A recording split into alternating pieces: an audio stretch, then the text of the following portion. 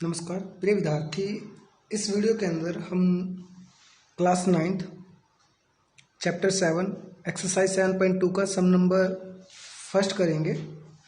और फर्स्ट सम की बात करें तो फर्स्ट सम के अंदर आप अगर ध्यान से देखोगे तो इस फिगर को भी नोटिस रखना, क्योंकि ये जो थ्योरम वाले जो सम होते हैं इनके अंदर जो फिगर होते हैं वो बहुत महत्वपूर्ण भूमिका निभाती है, क्योंकि इसी बेस पे ही हम जो है सम को आसानी से सोल्व कर पाते हैं।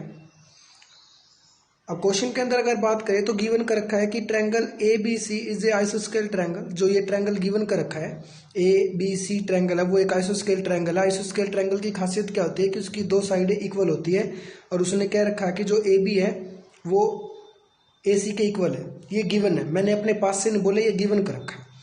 And O bisect angle B and angle सी।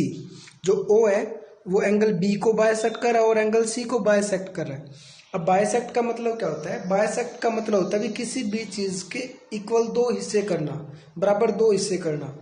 अब यहाँ पे हम एंगल की बात करें तो इसका मतलब जो ये ओ से जो लाइन निकल रही है, जो ओ बी लाइन है, वो एंगल बी को बाइसेक्ट कर रही है, एंगल बी के दो इक्वल एंगल बना रही है। अगर ये साइड होती तो दो इक्वल साइड बन जाती है हमारी, बट यहाँ पे एंगल की बात है। कुल मिला के कहने का मतलब ये है कि जो बाइसेक्ट का मतलब होता है किसी भी चीज के इक्वल दो हिस्से बनाना, बराबर दो हिस्से बनाना। तो इसने इस एंगल बी के दो हिस्से बना दिए और एंगल सी के दो। इसका मतलब ये हुआ कि जो ये वाला हिस्सा है, ये जो ऊपर वाला पोर्शन दे रखा है, ये इसके इक्वल है क्योंकि इसने बाइसेक्ट किया है, और ये वाला इसके इक्वल है। ठीक है, अब हम देखें तो क्या चीज हमने प्रूव क्या करनी है कि ओ बी इक्वल है ओ सी के, ये हमने प्रूव करना है। And O A O bisect ए, जो ये ए ओ है या ओ ए मान लो इसको, सॉरी ओ ए जो इसको ए एंगल को बाइसेक्ट कर रही है, ये हमने प्रूव करना है। ठीक है, तो अब अगर देखें हम तो हमें पता है कि जो ए बी ए सी के इक्वल है, ये इसके इक्वल है, इसने खुद कह रखा क्योंकि आइसोस्केल ट्रायंगल है तो ये इसके इक्वल आ गई। और आइसोस्केल ट्रायंगल के अंदर अब आप एक चीज बताएं, कोई भी ट्रायंगल है यदि उसकी दो साइडें इक्वल है, उन दोनों साइडों के अपोजिट जो एंगल हो गए, उन दोनों साइडों के अपोजिट जो एंगल होगा वो हमेशा इक्वल होते हैं। तो इस साइड के जो ये वाली साइड है इसके अपोजिट एंगल कौन सा है? सी एंगल है। और इस साइड के अपोजिट एंगल कौन सा है? ये दोनों क्या हो गए? इक्वल हो गया। पूछेगा कैसे? Opposite angle of equal side are equal. किसी भी जो अपोजिट एंगल होते हैं इक्वल साइड के, वो हमेशा इक्वल होते हैं। ऐसे ही एक प्रॉपर्टी दूसरी भी बनती है, यदि एंगल इक्वल हो तो जो एंगल इक्वल है हमारे दो, उन दोनों एंगलों के अपोजिट जो साइड होगी वो हमेशा इक्वल होती है। तो यहाँ से हमने एंगल इक्वल कर लिया है, क्योंकि ये साइड इसके इक्वल है तो इसके अपोजिट ये एंगल होगा, इसके अपोजिट ये एंगल हो गया, तो ये यहाँ से आ गया। अब मैंने दोनों को डिवाइड कर दिया 2 से, डिवाइड बाय 2। अब दोनों को 2 से डिवाइड करूंगा, मतलब कि एंगल को, ये एंगल कौन सा है? ये पूरा का पूरा और ये पूरा का पूरा। इसको 2 से डिवाइड करने का मतलब हाफ हाफ हो गया। हाफ होने का मतलब क्या आ गया? सी बी ओ,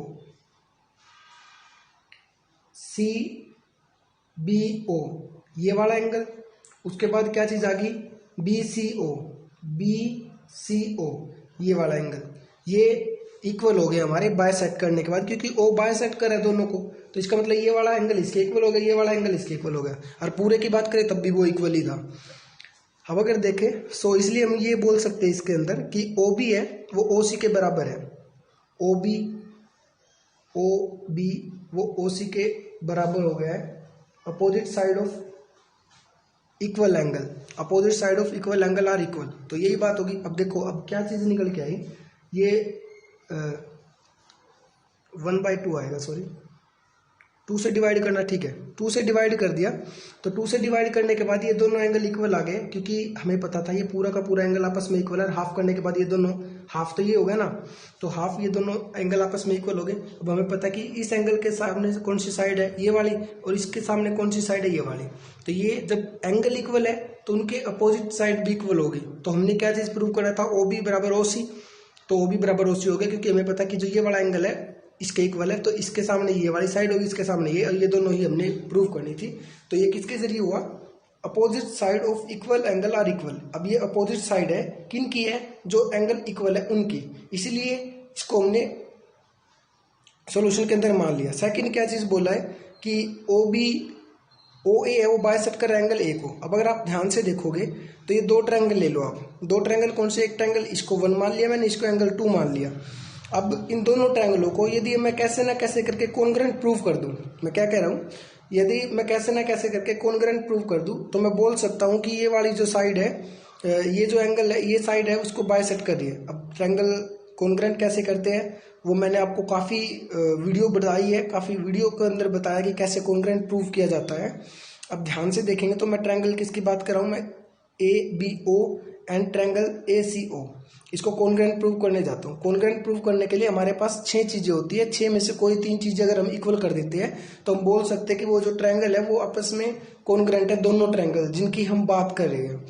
तो अब देखोगे तो यहाँ से क्या चीज़ है, ये वाली साइड है वो इस वाले ट्रायंगल में आ रही है, ये वाली साइड इसमें, दोनों आपस में इक्वल है, तो ये आ जाएगा AB इक्वल है AC, गिवन है। ठीक है, एक चीज़ होगी, दो चीज़ को रह गई हमारे पास। अब देखो ये वाली साइड है जो, अगर मैं इसको हटा दूं या साफ कर दूं तो ना मेरा ट्रायंगल 1 बनेगा ना मेरा ट्रायंगल 2 बनेगा, तो ये दोनों में कॉमन साइड है, तो इसलिए ये क्या आ गया, AO है जो AO के कॉमन हो गया, मतलब दोनों कॉमन है। ये वाली साइड है ये इस वाले ट्रायंगल में भी आ रही है और इस वाले में भी आ रही है, इसीलिए मैं इसको कॉमन बोल रहा हूँ। तीसरी दो चीज प्रूव हो गई। तीसरी बात करें तो हम ये प्रूव कर चुके हैं कि ABO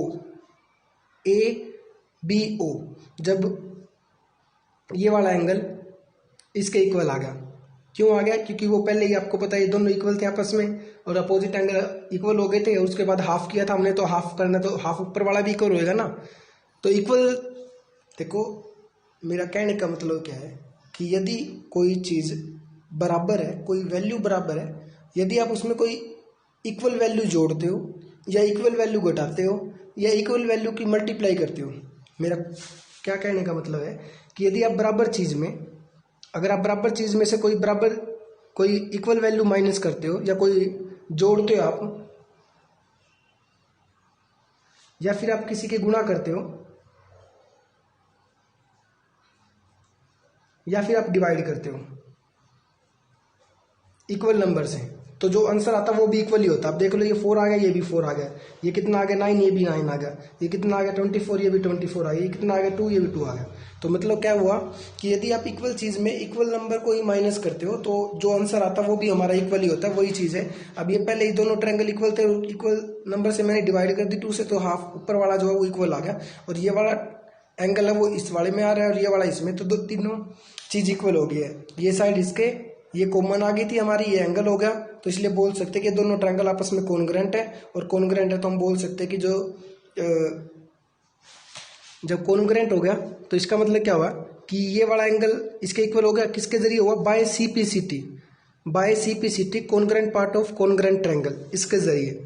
ठीक है, तो OAB एंगल है वो OAC एंगल के इक्वल हो गया बाय CPCT, और इससे बोल सकते हैं कि जब ये एंगल इक्वल है, जब ये दोनों एंगल इक्वल हो गए ये वाला पार्ट, तो इसका मतलब क्या है, ये बिल्कुल बीचों बीच जा रही है, यही काट रही है उसको। अगर ये इक्वल ना होते तो इसका मतलब क्या होता है कि ये जो लाइन है ये कहीं ना कहीं आगे पीछे जा रही है, बट ये इक्वल एंगल हो रहे हैं, तो इसका मतलब क्या है कि ये जो लाइन है ये बिल्कुल उसके बाइसेक्ट कर रही है। तो यही हमने प्रूव करना था कि जो AO है वो उसको बाइसेक्ट कर रही है। अब हम बात करते हैं सेकंड क्वेश्चन की। सेकंड क्वेश्चन के अंदर क्या चीज़ दे रखा हमसे, इन ट्रायंगल ABC के अंदर उसने AD दे दिया। अगर आप फिगर को थोड़ा सा ध्यान से देखोगे कि जो AD है वो परपेंडिकुलर है किसके ऊपर, BC के ऊपर, और साथ में उसको बाइसेक्ट भी कर रही है। AD BC को बाइसेक्ट भी कर रही है और उस पर परपेंडिकुलर भी है। परपेंडिकुलर का मतलब क्या होता है कि वो 90 डिग्री के एंगल बना रही है जहाँ पे भी वो उसके ऊपर है। अब पता है कि जो AD है वो BC के ऊपर है, तो यहाँ पे दोनों एंगल बना दिए 90 की, एक 90 का हुआ तो इस साइड वाला भी 90 का ही हुआ, स्ट्रेट लाइन के ऊपर है वो। उसके बाद बाइसेक्ट कर रही है। अब किसको बाइसेक्ट कर रही है, BC को, तो इसका मतलब बाइसेक्ट का मतलब क्या होता है, किसी भी चीज़ के इक्वल दो हिस्से बनाना। तो ये चीज़ आपको समझ आ जाए कि ये इसके इक्वल है। अब हमने क्या प्रूव करना है कि ये BD जो है CD के इक्वल होगी बाइसेक्ट के कारण। प्रूव करना कि जो ABC ट्रायंगल है वो आइसोस्केल ट्रायंगल है इन विच AB AC के इक्वल है, AB AC के इक्वल प्रूव करनी है। अब हम यदि कैसे ना कैसे करके मैं इसको जो ट्रायंगल है वो 1 मान लेता हूँ और इसको मान लेता हूँ मैं ट्रायंगल 2। यदि मैं कैसे ना कैसे करके इन दोनों ट्रायंगलों को कॉन्ग्रुएंट प्रूव कर देता हूँ तो मैं बोल सकता हूँ कि जो AB है वो AC के इक्वल है। क्यों? क्योंकि ये उन्हीं के पार्ट होएगी जिनको मैं कॉन्ग्रुएंट प्रूव करूंगा। तो पहले काम मेरा कॉन्ग्रुएंट प्रूव करना ही है, और कॉन्ग्रुएंट प्रूव करने के लिए मेरे पास कुछ रूल है जो मैं उनको फॉलो करूंगा। मैं इन दोनों ट्रायंगलों की बात कर रहा हूँ। तो triangle A B C and triangle A C D, इनके अंदर मेरे को कोई तीन चीज इक्वल करनी है। तो एंगल 1 एंगल 2 के इक्वल है ईच 90, क्योंकि पता आपको एंगल 1 90 का है जो कि एंगल ट्रायंगल 1 में आ रहा है, और एंगल 2 वो भी 90 का जो कि ट्रायंगल 2 में आ रहा है। एक चीज प्रूव हो गई है। सेकंड चीज की बात करें, अब आप देखो खुद, मैं कुछ भी नहीं बोल रहा, यहाँ से आप खुद भी देख सकते हो फिगर से। यदि मैं इस वाली साइड को साफ कर दूं, जो ये मेरी साइड दे रखी है, अगर मैं इसको साफ कर दूं ना, तो मेरा ट्रायंगल 1 बनेगा ना ट्रायंगल 2 बनेगा, दोनों ही खत्म हो जाएंगे। इसका मतलब क्या है कि ये जो साइड है ये दोनों ट्रायंगलों में आ रही है, तो इसका मतलब ये कॉमन साइड है। तो एक चीज ये होगी, तो क्या आ गया यहाँ से, AD बराबर है AD, कॉमन हो गया। उसके बाद क्या देखोगे आप, यहाँ से थोड़ा सा भी ध्यान लगाओगे, उसने क्या चीज बोला था कि जो AD है वो परपेंडिकुलर और साथ में बाइसेक्ट दोनों का काम कर रही है, परपेंडिकुलर भी है और बाइसेक्ट भी है। तो यहाँ से क्या चीज निकली, हमारी जो BD है वो CD के बराबर होगी। मैं अपने पास से नहीं बोला, क्योंकि उसने बोला है कि जो AD है वो इसको बाइसेक्ट कर रही है, किसको, BC को। तो इक्वल दो पार्ट बन गए हमारे यहाँ पे, तो इसके ये इक्वल हो गया। तो ये वाली जो साइड बोलो BD, ये ट्रायंगल 1 के अंदर आ रही है, और जो CD है वो ट्रायंगल 2 के अंदर आ रही है। तो तीन चीज होगी हमारी इक्वल। तो बस फिर अब मैं बोल सकता हूँ कि ट्रायंगल 1 है वो ट्रायंगल 2 के कॉन्ग्रुएंट है। तो ये आ गया ट्रायंगल ABC कॉन्ग्रुएंट है ट्रायंगल ACD के, मतलब कि इस ट्रायंगल की सारी साइड और सारे एंगल इस ट्रायंगल के इक्वल है। कॉन्ग्रुएंट का मतलब क्या होता है कि किसी भी ट्रायंगल के अंदर 6 चीजें होती है, 3 एंगल और 3 साइड। और कॉन्ग्रुएंट प्रूव कर दिए यदि हम दो ट्रायंगलों को किन्हीं को, तो इसका मतलब किसी एक ट्रायंगल की 6 की 6 चीजें दूसरी ट्रायंगल के इक्वल है। कॉन्ग्रुएंट रूल ये बोलता है हमको।